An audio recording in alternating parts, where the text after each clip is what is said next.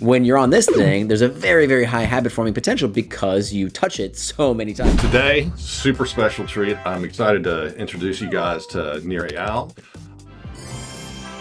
I personally read his book Hooked many years ago and have since applied it in many of the businesses that I've been involved in, from more traditional kinds of software style businesses into game development and design. Nir, if you don't mind kind of introducing yourself to the Hooked model and what it is. So my name is Nir Eyal and I am a behavioral designer. So I help companies build the kind of products and services that people use because they want to, not because they have to. This one!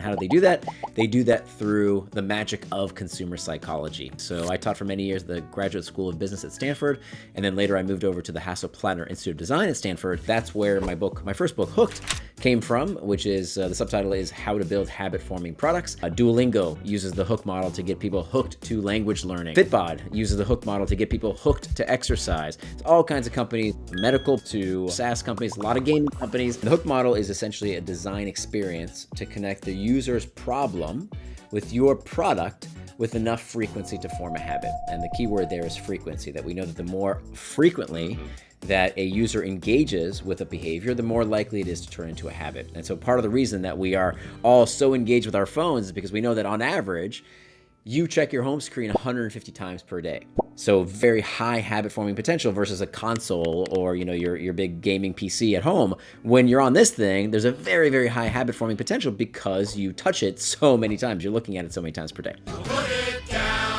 Do you want to learn more about gaming psychology? Check out these other videos with Nir.